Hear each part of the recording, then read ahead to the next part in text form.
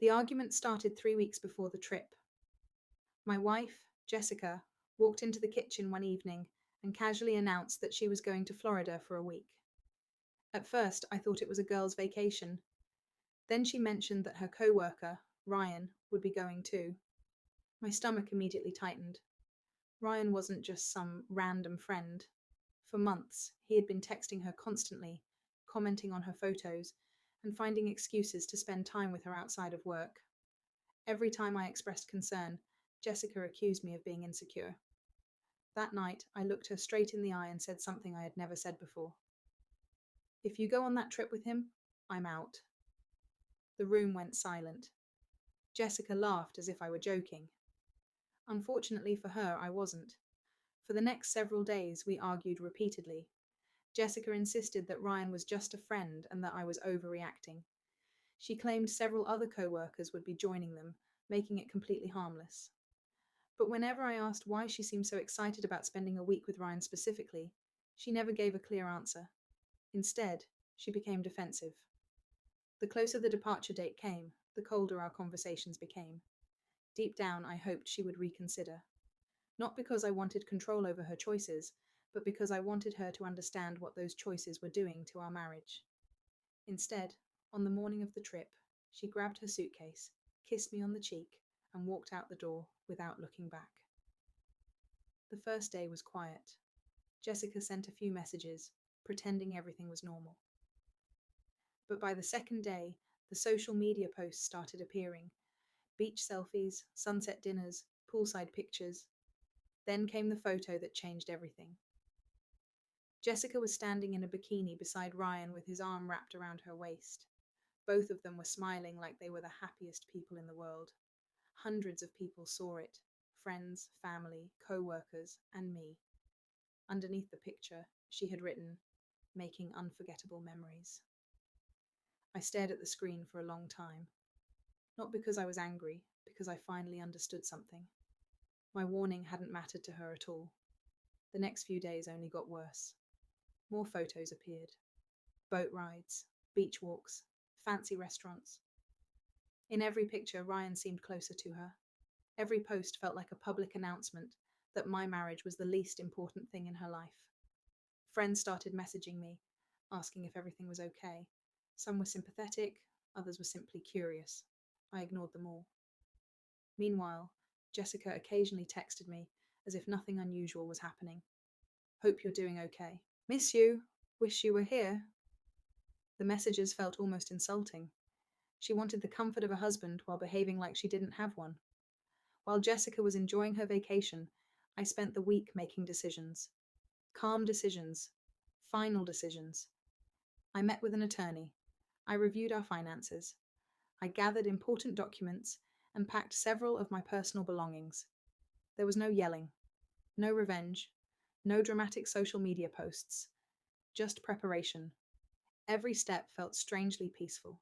For the first time in months, I stopped arguing with reality and accepted it. Jessica had made her choice when she boarded that plane. Now I was making mine.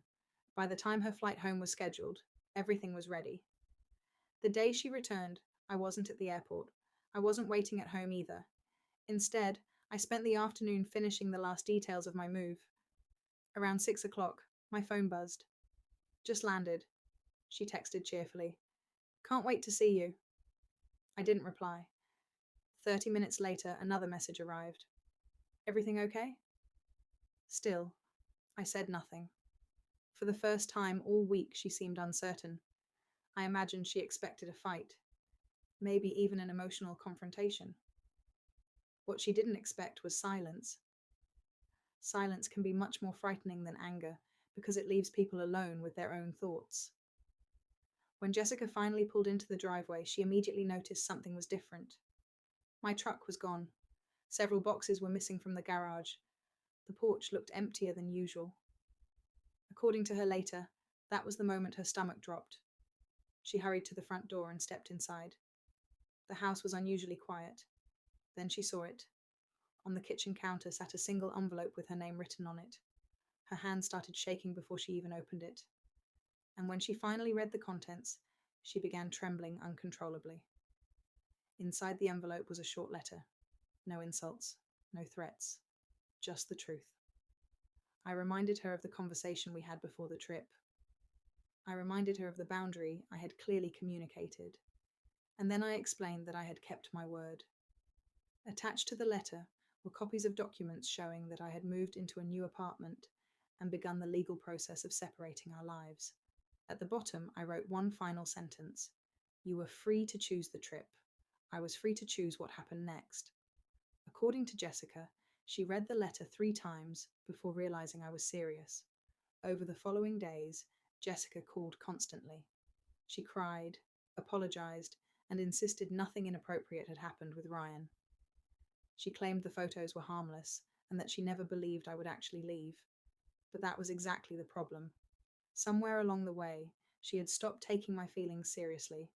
She assumed I would always be there no matter what choices she made. Now, for the first time, she was facing consequences she never thought would become real. Friends who had supported the trip suddenly became much quieter. Even some of her closest co-workers admitted that the photos had crossed the line. Looking back, people often ask whether the bikini photos ended my marriage. The answer is no. The marriage ended long before that. The photos simply revealed the truth that had been growing for months. Respect had been replaced by dismissal. Boundaries had been replaced by excuses. Trust had been replaced by arrogance. When I told my wife, if you go on that trip with him, I'm out, I wasn't trying to control her. I was explaining what I was willing to accept. She made her choice. I made mine. And when she came home expecting life to continue as normal, the sight of that empty house and that letter on the counter finally made her understand that some decisions cannot be undone.